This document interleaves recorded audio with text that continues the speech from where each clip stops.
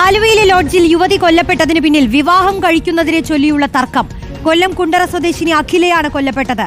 നേര്യമംഗലം സ്വദേശിനി ബിനുവിനെ പോലീസ് കസ്റ്റഡിയിലെടുത്തു. കൊലപാതകത്തിന് ശേഷം പ്രതി സുഹൃത്തുക്കളെ വീഡിയോ കോൾ വിളിച്ച് അറിയിക്കുകയായിരുന്നു. അർജുൻ മട്ടന്നൂർ സ്ഥലത്ത് നിന്നും ചേരുകയാണ്. അർജുൻ, എന്തായാലും ഇന്ന് രാവിലെ തന്നെ വന്ന വാർത്ത ഒരു ഞെട്ടിക്കുന്ന വിവരങ്ങളാണ് പുറത്തു വരുന്നത്. ഇതിപ്പോൾ ഇതിന്റെ കാരണം വ്യക്തമാവുകയാണല്ലേ? റോഷ്നി, അത് തന്നെയാണ്. കഴിഞ്ഞ കുറേ വർഷമായി ബിനുവും അഖിലയും തമ്മിൽ അടുപ്പമുണ്ട്. ഇവർ തമ്മിൽ സൗഹൃദത്തിലാണ്. ഇത്തരത്തിൽ പലപ്പോഴും ഇവർ ഇതേ ലോഡ്ജിൽ തന്നെ വന്ന് മുറിയെടുക്കാറുണ്ട് എന്നാണ് പോലീസ് പറയുന്നത്. അത്തരത്തിലാണ് ഇന്നലെയും ഈ രണ്ടുപേരും ഇവിടെ വന്ന് മുറിയെടുത്തത്. അതുകൊണ്ട് തന്നെ ഈ ലോഡ്ജ് ജീവനക്കാർക്കും മറ്റ് സംശയങ്ങളും ഒന്നും തന്നെ ഉണ്ടായിരുന്നില്ല. ആദ്യം ഈ ബിനുവാണ്, നേര്യമംഗലം സ്വദേശിയായ ബിനുവാണ് ഈ ലോഡ്ജിൽ മുറിയെടുക്കുന്നത്. അതിന് പിന്നാലെ ഈ അഖിലയും ലോഡ്ജിലേക്ക് എത്തുകയായിരുന്നു. അതിനിടയിലാണ് ഇരുവരും തമ്മിൽ തർക്കമുണ്ടാകുന്നത്. ഈ തർക്കത്തിനിടെ തർക്കത്തിനിടയിൽ ഷാള് കഴുത്തിൽ മുറുക്കിക്കൊണ്ട് ബിനു അഖിലയെ കൊലപ്പെടുത്തുകയായിരുന്നു.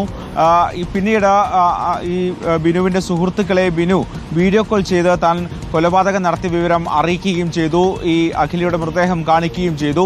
അത്തരത്തിൽ ഈ സുഹൃത്തുക്കളാണ് പിന്നീട് ആലുവ പോലീസിൽ വിവരം അറിയിക്കുന്നത്. ഇവർ ഈ കാണുന്ന തോട്ടുങ്കൽ ടൂറിസ്റ്റ് ഹോമിൽ ഇത്തരമൊരു കൊലപാതകം നടന്നു എന്ന വിവരം അറിയിക്കുന്നത്. ഇതിന് പിന്നാലെയാണ് പോലീസ് ഇവിടെ എത്തി പരിശോധന നടത്തുന്നത്. അപ്പോഴാണ് ഈ അഖിലയുടെ മൃതദേഹം കണ്ടെത്തുന്നത്. ഒപ്പം തന്നെ ബിനുവിനെ കസ്റ്റഡിയിലെടുക്കുന്നതും. എന്തായാലും നേര്യമംഗലം സ്വദേശിയാണ് ബിനു, കൊല്ലം കുണ്ടറ സ്വദേശിയാണ് അഖില. ഇരുവരും തമ്മിൽ എത്ര വർഷമായി പരിചയം തുടങ്ങിയ കാര്യങ്ങളും തന്നെ വ്യക്തമല്ല. എന്തായാലും പോലീസ് ഇത് സംബന്ധിച്ച് വിശദമായി തന്നെ അന്വേഷണം നടത്തി വരികയാണ്.